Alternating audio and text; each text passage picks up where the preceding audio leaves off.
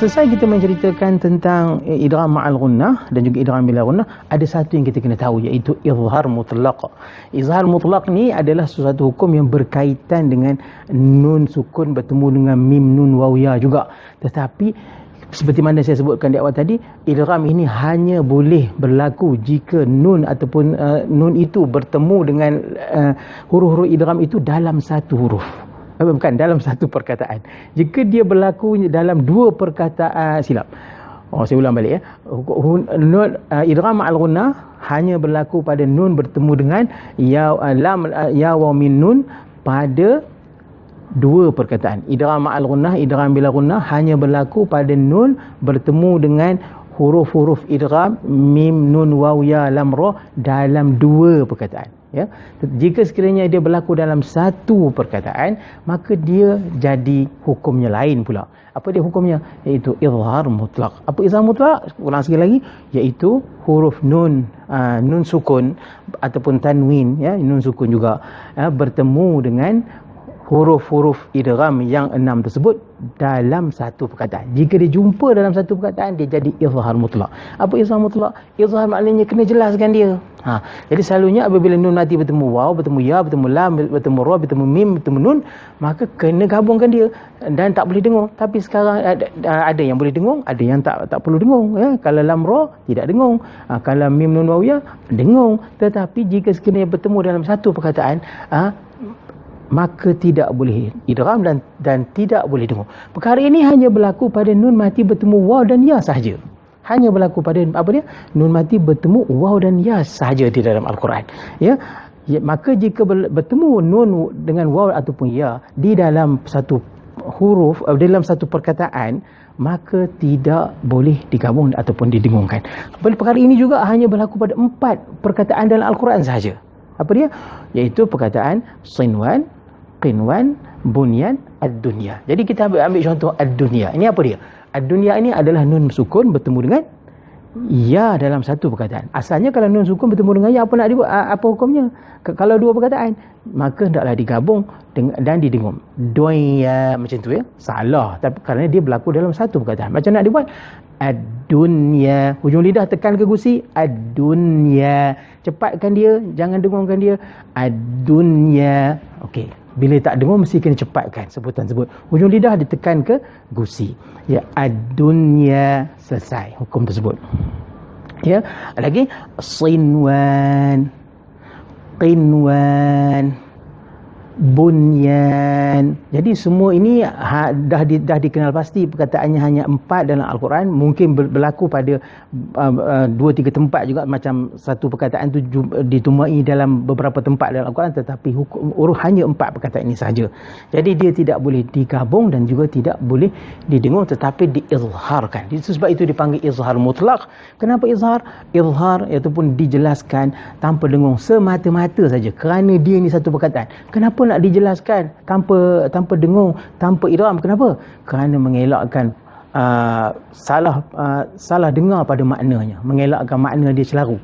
Ini kita akan bahaskan jika ada kesempatan yang lain. Baik, selesai kita menerangkan hukum izhar mutlaq, kita berpindah kepada hukum yang seterusnya adalah iqlab. Iqlab, ya.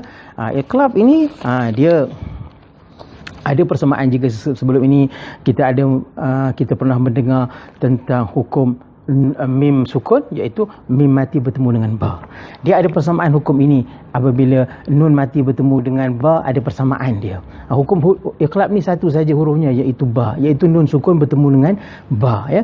Nun sukun bertemu dengan ba sebenarnya dia sama dengan mim sukun bertemu ba. Kenapa saya kata iqlab ini sama dengan mim sukun bertemu ba sedangkan dia nun sukun bertemu ba? Kerana pada hukum iqlab ini, ya, cara bacaannya yang pertama sekali, ya, ialah kena menukarkan sebutan nun kepada mim dahulu. Kemudian apabila daripada mim ditukar daripada mim itu diikhfakan sebutannya dan didengungkan.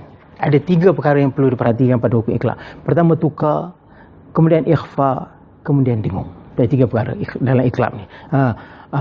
Disebut dalam kitab-kitab, disebut wa ukhfiyatil mim wa tashabuhul ghunnah. Ya. Sebab itu dalam kitab juga ada menyebutkan sama saja hukum ini dengan hukum mim sukun bertemu ba. Kenapa?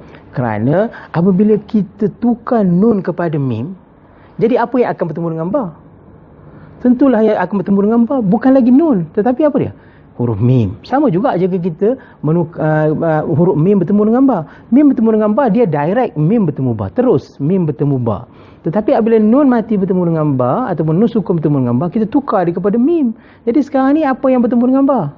Adalah mim, bukan lagi nun. Jadi sama saja kalau kita kata iqlab itu adalah mim mati bertemu dengan ba secara indirect, secara tidak terus. Kalau mim mati bertemu ba, iaitu ikhfa syafawi, dia secara direct. Ini secara indirect.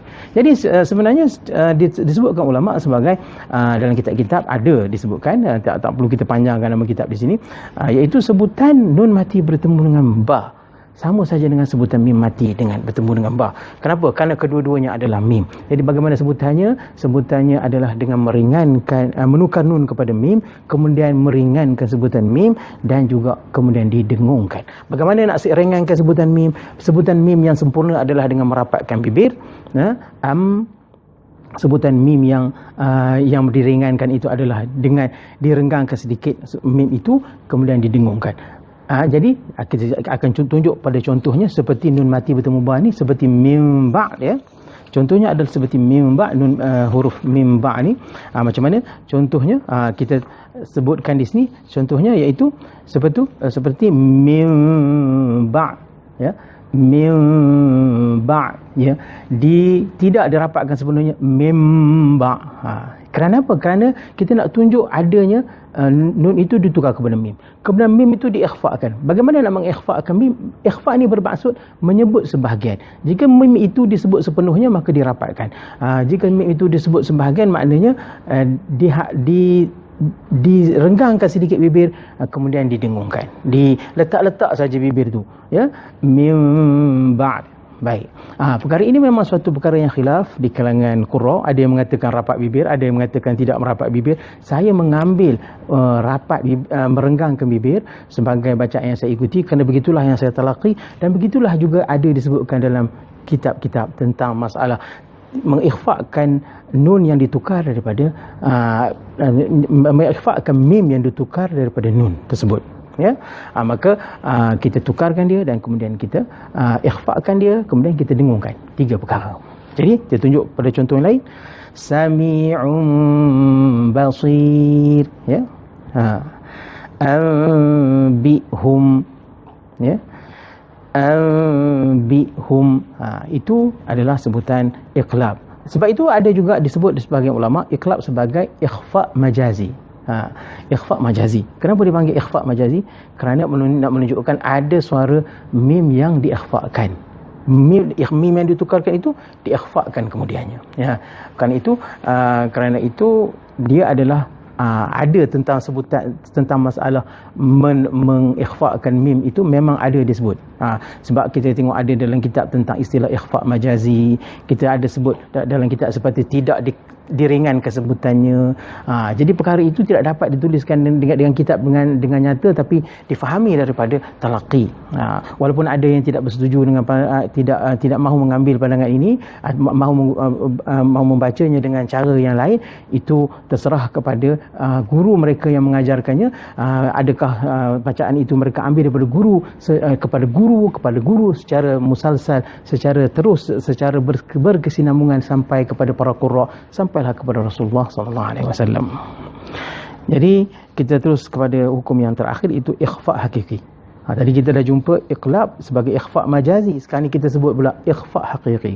Ikhfa bermaksud sebutan pertengahan di antara izhar dan idgham. Tidak dia izhar kesemuanya, tidak dia idgham kesemuanya. Tengah-tengah itu adalah ikhfa. Bagaimana nak tunjukkan sebutan yang tengah-tengah ni? Yang tengah-tengah di antara izhar dengan ikhfa ini, tadi pun kita telah tunjukkan sedikit pada iqlab tadi. Apabila kita tukarkan nun kepada mim, kemudian kita mim sebut sebahagian saja. Itu menunjukkan kita sebut di antara sebutan izhar dan sebutan ikhfa.